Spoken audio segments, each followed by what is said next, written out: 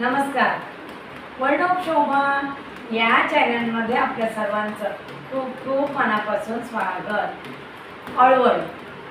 अळूवडी आपण बनवतो, सर्वजण बनवतो, पण ती अळूवडी एक वेगळ्या पद्धतीने आणि सोप्या पद्धतीने बनवते. क्रंची आणि कुरकुरीत होणार आहे.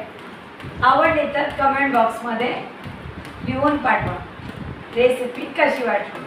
कुरकुरीत क्रंची अळूवडी. मी इथे अळूची पानं घेतलेली आहेत. अळूवडी बनवताना ह्या अळूच्या पानांना अशा रंगाची देठं असतात, म्हणजे ह्या रंगाची देठं असतात. ती वडी बनवण्यासाठी हाच अळू वापरावा, म्हणजे आपल्याला घशामध्ये जास्त खवखवत नाही वडी खाल्ल्यानंतर.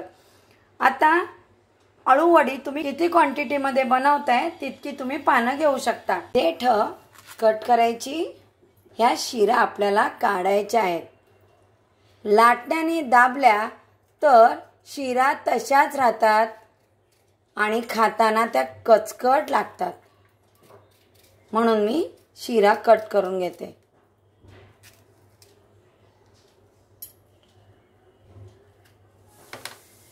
या पहा, शक्य तितक्या शिरा अगदी हळूवार आपल्याला त्या कट करून घ्यायच्या आहेत, नाहीतर पान तुटण्याची शक्यता असते. मी या बाजूच्या सुद्धा शिरा बारीक बारीक कट करून घेतलेल्या आहेत, पाहू शकता. बाकीच्या सगळ्या पानांच्या शिरा मी काढून घेते. आणि काय करायचं, पानं धुवून घ्यायची. पानं धुवून झाल्याच्या नंतर एक महत्त्वाची टीप आहे माझी. ज्यावेळेस आपण पानं धुतो तेव्हा पानांमध्ये पाण्याचं प्रमाण असतं. प्रत्येक पान कपड्याने आपल्याला कोरडं करून घ्यायचं. ही माझी महत्त्वाची टीप आहे अळूवडी क्रंची होण्यासाठी. अळूवडीसाठी एक वाटण तयार करते. 1 चमचा धणे, 1 चमचा जिरं. खूप टेस्टी होईल अळूवडी. 5 ते 6 पाकळ्या सोललेला लसूण, आलं, थोडी कोथिंबीर. मिक्सरला वाटून घेते. मसाला तयार. असं वाटून घ्यायचं आहे मसाला. बॅटर बनवते. बेसन 1 कप, आणखी 1 कप बेसन. बेसनचं प्रमाण तुम्ही कमी जास्त करू शकता. मी लेअरवाली अळूवडी बनवते म्हणून 2 कप बेसन घेतलेलं आहे. पाव कप तांदळाचं पीठ अवश्य वापरा. पीठ चाळून घेणं गरजेचं आहे. चाळून घेते. 1 चमचा काश्मीरी लाल तिखट, 1 चमचा लाल तिखट, अर्धा चमचा हळद, अर्धा चमचा गरम मसाला, अर्धा चमचा ओवा.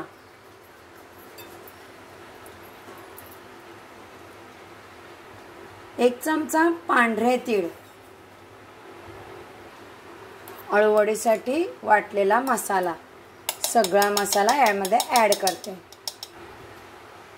चिंचेचा कोळ 2 चमचे, 1 चमचा चिरलेला गूळ, चवीनुसार मीठ, 1 चमचा तेल. मिक्स करते. तांदळाचं पीठ, चिंच, गूळ आणि हा सगळा वाटलेला मसाला. अळूवडीची टेस्ट खूप छान येते, पण थोडी वेगळी बनवते बरं.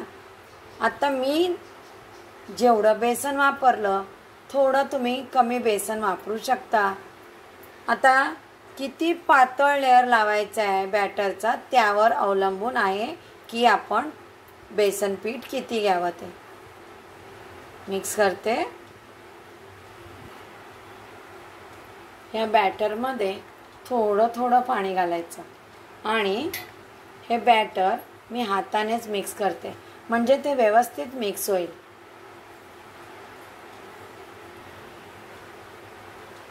अळूवडीसाठी बॅटर तयार.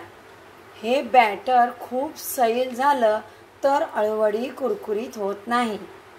अळूवडी बनवते पण थोडी वेगळ्या पद्धतीने. ज्या प्लेटमध्ये मी अळूवडी स्टीम करणार आहे त्याच प्लेटमध्ये मी अळूच्या पानांना बॅटर लावणार आहे.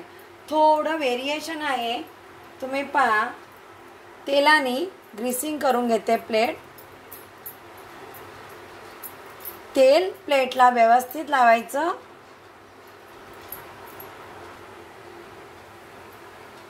अळूचं पान मी ड्राय करून घेतलेलं आहे, तुम्ही पाहू शकता. हे पान मी इथे असं ह्या प्लेटमध्येच उलट ठेवते. बॅटर लावते.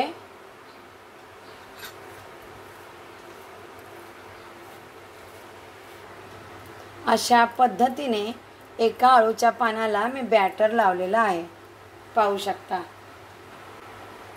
या पानावर हे पान अशा डायरेक्शनला ठेवायचं, म्हणजे उलट ठेवायचं. बॅटर लावते या पानाला सुद्धा.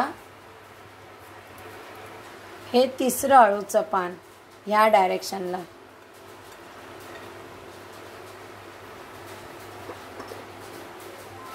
बॅटर लावते. पांढरे तीळ,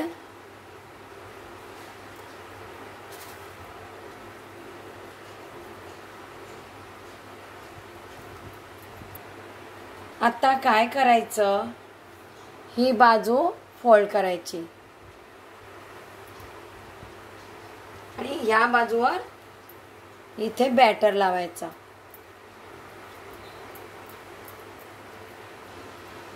इकडची बाजू फोल्ड करायची.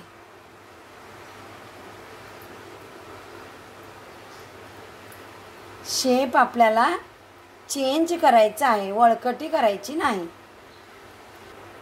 बॅटर थोडं थोडं बॅटर लावते. आता इकडची बाजू फोल्ड करायची.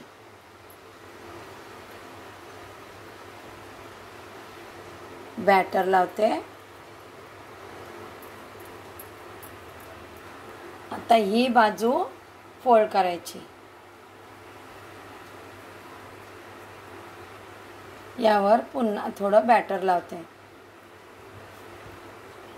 जी पानं आपण फोल्ड केली आहेत ना त्यावर पूर्ण बॅटर लावायचं, म्हणजे पानं सुटणार नाहीत. स्टीमरमध्ये पाणी उकळत ठेवलेलं आहे. प्लेट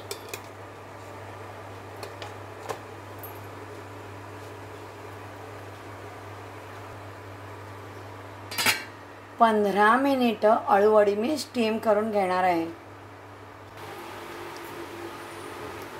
अळूवडी स्टीम झालेली आहे, पाहू शकता. आता ही अळूवडी थंडगार केल्याशिवाय कट करायची नाही. थंड करून घेतलेला आहे, तुम्ही पाहू शकता. वेगळ्या पद्धतीची अळूवडी आहे. मी आता कट करते. कोणत्या साईजमध्ये हवी आहे त्या साईजमध्ये तुम्ही अळूवडी कट करू शकता.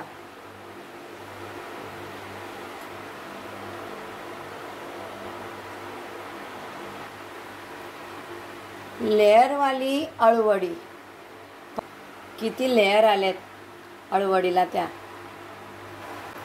मी कढईमध्ये तेल गरम केले.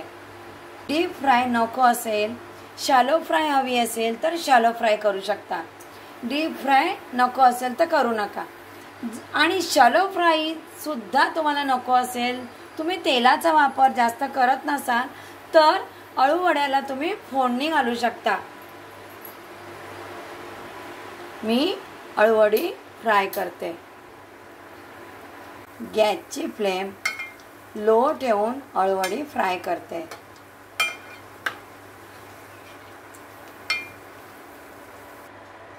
वेगळ्या पद्धतीने बनवलेली कुरकुरीत लेअरवाली अळूवडी तुम्ही पाहू शकता. फ्राय केलेली अळूवडी कशी झालेली आणि त्याला किती लेअर आले आहेत ते अळूवडीला. रेसिपीला एक लाईक करा, रेसिपी शेअर करा आणि वर्ल्ड ऑफ शोभा चॅनलला सबस्क्राईब करा. ही रेसिपी ज्यांनी कोणी करून पाहिली त्यांनी मला लिहून पाठवा. आणखी नवीन नवीन रेसिपी मी घेऊनच येणार आहे. नमस्कार.